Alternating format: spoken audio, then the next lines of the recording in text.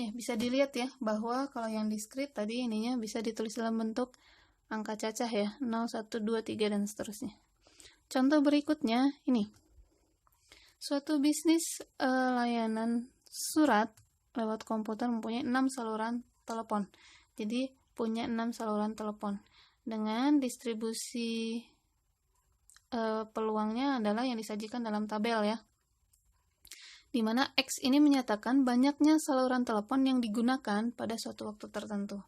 Jadi peluang digunakannya tidak digunakan sama sekali alias 0 itu adalah sebesar 0,10 atau bisa disebut juga 10% ya.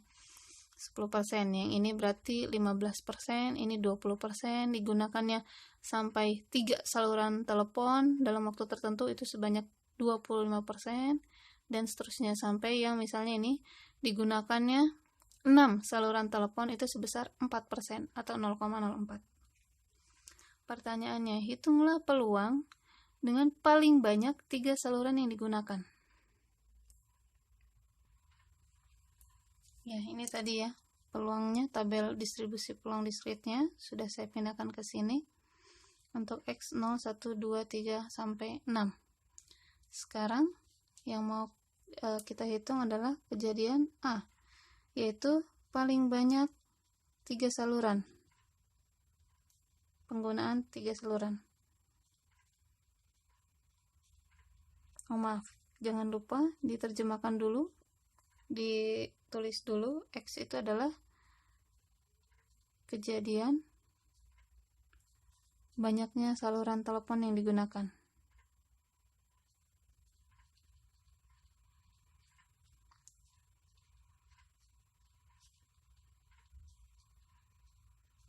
Ya, baik. Paling banyak 3 saluran. Berarti ada berapa saja nih? Paling banyak 3. Berarti bisa 0, bisa 1, bisa 2, ya bisa 3 karena paling banyak 3. Atau bisa kita tulis paling banyak 3, tulisnya begini. Kurang dari sama dengan 3. Paling banyak 3. Berarti peluang X sama dengan 0 ditambah peluang X sama dengan 1, X sama dengan 2, ditambah peluang X sama dengan 3.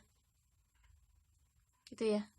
Ini tinggal dihitung saja. Dijumlahkan ini 0,10 tambah 0,15 tambah 0,20 tambah 0,25. Ya, berapa hasilnya? Ini 25, 25, 50 tambah 2, 70. Berarti 0,70.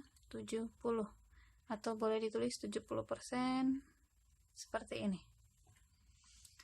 Ya, jadi itu pertanyaan yang A. Kemudian pertanyaan yang B, paling sedikit 3 saluran. Hati-hati ya, jangan sampai tertukar. Kalau yang ini paling banyak 3, kalau ini paling sedikit 3, berarti paling kecilnya 3 saluran, berarti dia lebih dari sama dengan 3. Apa saja? Berarti 3, 4, 5, 6. Ya, peluang X sama dengan 3, peluang ketika 4, ketika 5, dan ketika 6. Tinggal di total berapa? 0,25 tambah 0,20 tambah 0,06 tambah 0,04. Hasilnya adalah 0,55. Ya, ini menjadi 0,3 tambah 0,25. Berarti peluangnya adalah sebesar 55%. Kemudian ini ya. Kemudian yang ditanya berikutnya yang C adalah antara 2 sampai 5. Antara 2 dan 5 saluran yang digunakan. Ini ya. Untuk pertanyaan berikutnya. Pertanyaan berikutnya itu bagaimana yang C ya? antara 2 sampai 5.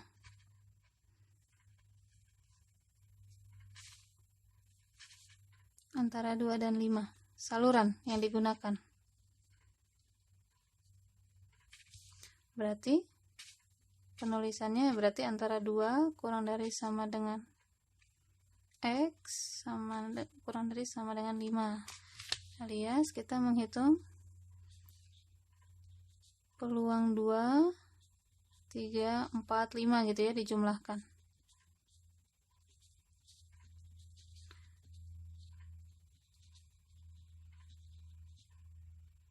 X sama dengan 5. Baik. Yang X sama dengan 2 tadi ini ya datanya. Saya pindahkan ke sini, berarti kita tinggal menjumlahkan 20, 25, 20, dan 6. 0,20, 0,25, 0,20, tambah 0,06.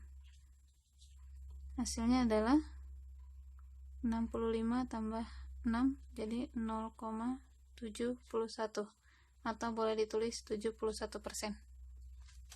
Begitu ya untuk yang soal yang C. Ya, selanjutnya ini adalah beberapa jenis distribusi peluang diskrit.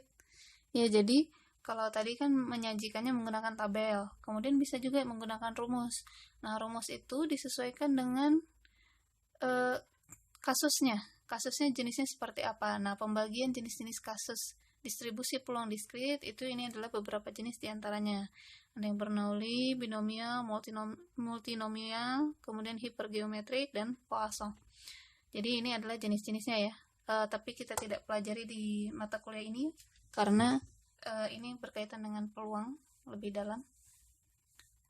Ya, jadi ini adalah distribusi peluang diskrit. Sedangkan ini adalah distribusi peluang kontinu. Kontinu tadi berarti dia dalam bentuk rentang ya penyajiannya. Jadi kalau kontinu tidak bisa disajikan dalam bentuk tabel, tapi dalam bentuk formula atau rumus. Ya, kemudian rumusnya itu ketika digambarkan kita bisa menggambar menjadi suatu kurva yang berikutnya disebut kurva kontinu. Kalau tadi distribusi peluang diskrit itu adalah PMF, probability mass function, sedangkan kalau distribusi untuk peluang kontinu disebutnya adalah probability density function, kepadatan. Fungsi kepadatan peluang. Ini adalah fungsinya. Menggunakan integral dengan batas A sampai B. Ya. Jadi peluangnya itu nanti dinyatakan sebagai luas daerah di bawah kurva. Jadi, untuk distribusi peluang kontinu itu berupa fungsi. Fungsinya itu kita gambarkan menjadi kurva kontinu, dan peluangnya itu adalah luas daerah di bawah kurva kontinu ini. Lebih jelasnya ini ya. Ini adalah fungsi PDF ya tadi. PDF, probability density function, digambarkan seperti ini. Kemudian, yang ini menjadi kurva kontinu, kemudian yang di bawah kurva inilah yang nanti kita hitung dia sebagai peluang. Nah, peluang terjadinya antara rentang A sampai B adalah yang warna ungu ini. Ya, begitu ya. Contohnya satu saja ini. Misalkan untuk berangkat ke kantor naik bis, itu bisnya datang setiap 5 menit. Kita nunggu di halte. Kemudian yang dijadikan kejadian yang kita perhatikan itu adalah variabel acak X, yaitu waktu menunggu. Kemudian diberikan fungsi kepadatan peluangnya adalah ini. Ya. Jadi di sini fungsi peluangnya, fungsi kepadatan peluang atau distribusinya sudah diberikan ya, yaitu Fx ini. Kemudian ditanya, hitunglah peluang saya menunggu antara 1 sampai 3 menit. Berapa peluang saya nunggunya antara 1 sampai 3 menit? Atau yang B, diminta untuk menghitung peluang menunggu paling lama 5 menit. Ya, kita coba kerjakan ya.